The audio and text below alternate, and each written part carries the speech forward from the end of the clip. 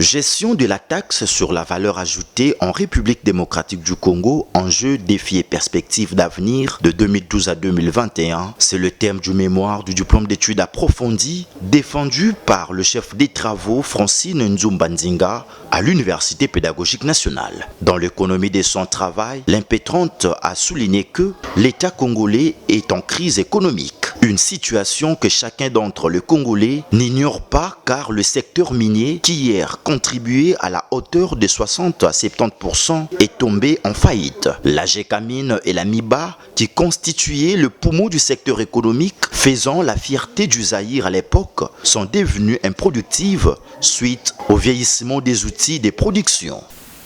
Notre problématique tourne autour des questions suivantes. Y a-t-il une bonne gestion de la TVA en République démocratique du Congo? Cette première question principale conduit aux questions secondaires suivantes. Comment évoluent les recettes fiscales de la DGI? Quel est l'apport de la TVA dans l'ensemble des recettes fiscales en République démocratique du Congo? Que faire pour améliorer les rendements de la TVA en RD Congo?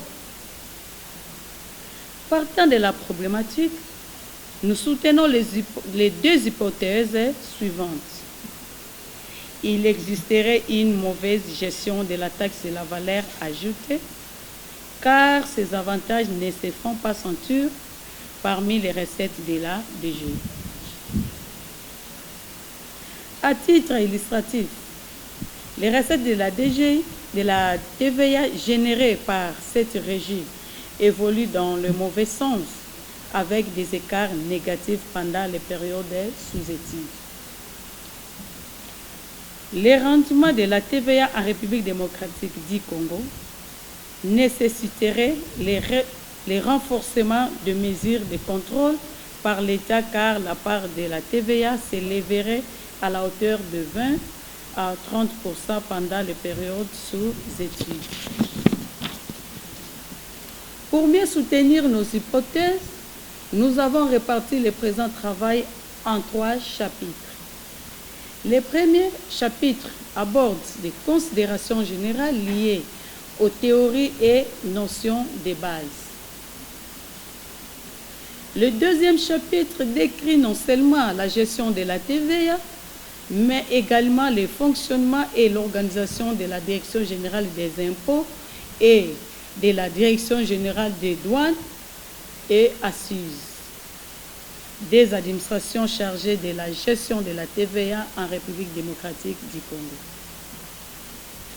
Et enfin, le troisième chapitre met l'accent sur l'évaluation de la TVA en République démocratique du Congo, où nous avons scruté les problématiques de la gestion de la TVA en République démocratique du Congo, tout en faisant une analyse approfondie sur le rôle économique de l'État dans le système fiscal congolais afin de relever les multiples problèmes liés à sa gestion. Dans ces mêmes chapitres, après critique, nous avons proposé des perspectives pouvant permettre d'améliorer le système de gestion de la TVA en République démocratique du Congo. Pour matérialiser notre travail de recherche scientifique sur la TVA en République démocratique du Congo, nous avons fait recours aux méthodes et techniques suivantes. La méthode comparative, pour rapprocher aussi bien les principaux résultats et les domaines essentiels qui causent des contre-performances du phénomène sous étude, en vue d'en donner une interprétation logique et fiable. La méthode analytique permettant de procéder à une étude détaillée de différentes données. La technique documentaire facilitant la consultation d'un bon nombre de documents en rapport avec la gestion de la TVA en République démocratique du Congo de 2012 à 2021. La technique des enquêtes dans les journaux officiels télévisés et publiés. Après consultation des ouvrages et des études des tableaux mis à notre disposition, nous avons constaté que l'optimisation des recettes ici de la TVA est butée à de nombreux problèmes techniques, moraux, politiques et économiques qui empêchent son efficacité. C'est pourquoi il y a eu quelques suggestions utiles pour contribuer à l'amélioration du rendement fiscal de la TVA comme cible. La population congolaise qui paye la TVA. L'État congolais qui est l'instituteur de la loi en matière de la TVA. Les régies financières chargées de la mobilisation de la TVA. Messieurs les présidents du jury, messieurs les membres du jury, loin de nous la prétention de vider la quintessence de la matière sur la gestion de la TVA en République démocratique du Congo, laquelle matière qui fait et fera toujours l'objet d'études par les différents chercheurs, notamment les académiques et les scientifiques congolais. Nous avons apporté notre petite pierre et cet édifice et restons ouverts à des remarques, suggestions ou critiques pouvant aider davantage à l'amélioration du présent travail. On n'a pas encore trouvé ligne de cause, c'est dans le pourparler. Et je crois que ça va nous permettre encore d'approfondir davantage notre recherche par rapport à cette question. Pourquoi? Parce que jusqu'à preuve du contraire, il y a des secteurs miniers qui réclament, même par rapport à la loi de la déductible, ils n'ont pas été remboursés. Alors l'État devrait rembourser le pourcentage de ces opérateurs économiques. Et jusqu'à preuve du contraire, ils n'ont pas encore reçu un gain de cause. Et je crois que ça va nous permettre, avec notre recherche de la thèse, et de bien s'approprier de la situation et connaître pour que cette situation aille mieux. Merci. Il y a une loi. Il y a une loi qui a été à l'institution de la TVA. La loi 10/001 de 2012. C'est ça la base juridique de la TVA. Et comme deuxième question par rapport à la démarcation, je pense que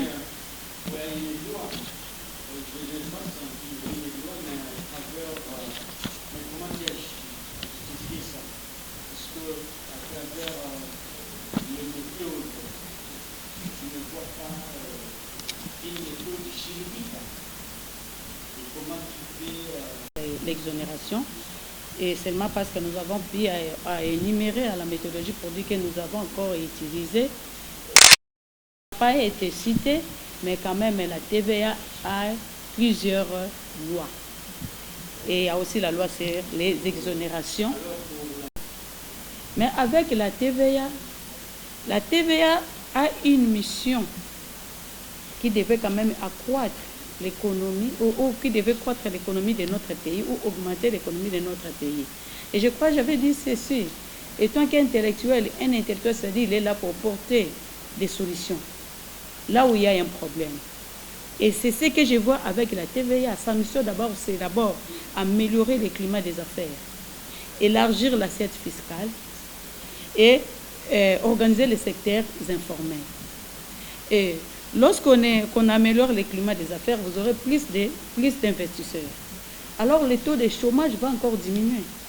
Et à part cela, ça va encore donner naissance à d'autres impôts. Il y aura l'impôt sur le bénéfice et profit.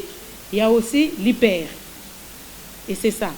Et je crois avec l'assiette fiscale, vous allez constater que notre économie, quand même, notre budget va quand même augmenter. Voilà maintenant pourquoi cet impôt aille vraiment cet impôt. Et aussi organiser le secteur informel. Pourquoi devons-nous organiser les secteurs informels avec les seuils d'assujettissement? Pour être un assujetti, il faut seulement avoir un seuil de 80 millions de francs congolais. Alors ça fait perdre à l'État congolais. Parce qu'il y en a d'autres assujettis, qui sont encore dans les formels, qui ne payent pas, qui ne sont pas pour faire payer la TVA. Et l'État congolais est en train de perdre les revenus ou les recettes.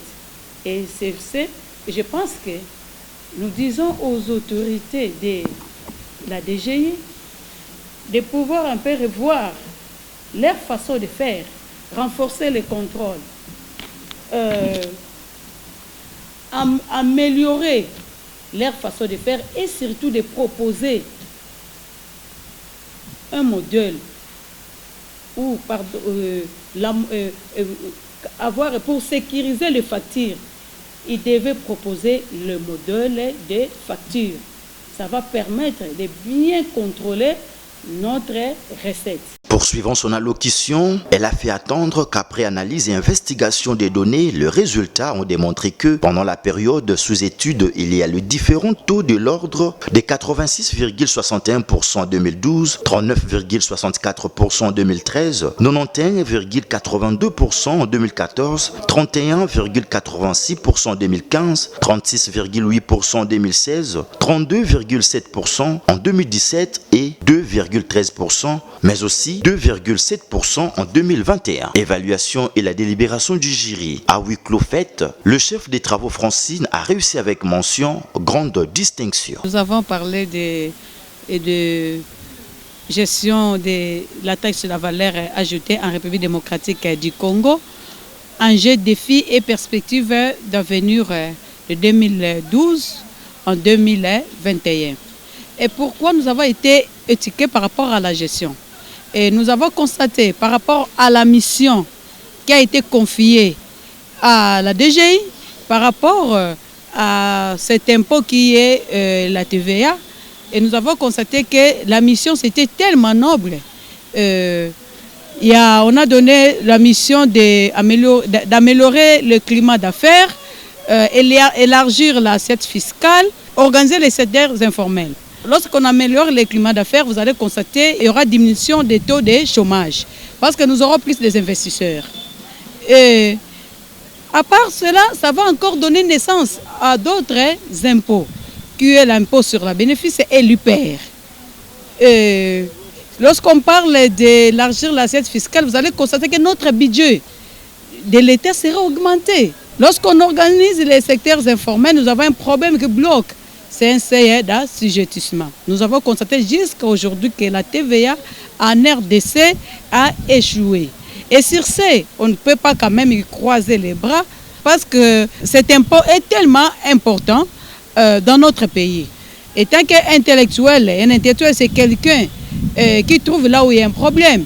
Comme nous avons aussi tant de problèmes dans notre pays et nous sommes obligés de les résoudre, et nous avons quand même amené des propositions par rapport à l'amélioration de ces taxes.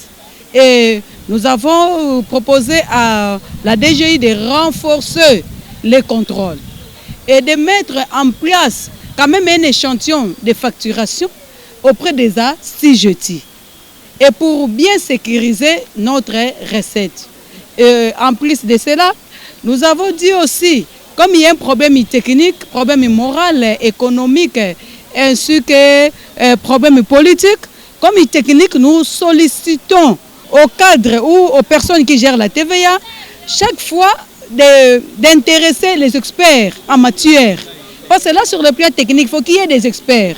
Et comme l'État lui-même est l'instituteur de la loi, nous demandons quelle est la réforme fiscale. Ça va quand même nous arranger. Et à la population de veiller, chaque fois qu'ils achètent quelque chose, dans des magasins qui réclament des factures. Et c'est important aussi. Les exonérations non encadrées. De revoir aussi la loi sur les exonérations. Parce que ça fait perdre à l'État beaucoup de revenus. Et sur ce, Par rapport à ces recommandations, je pense qu'il y aura un gain de cause et nous sommes là pour continuer notre recherche par rapport à ce sujet.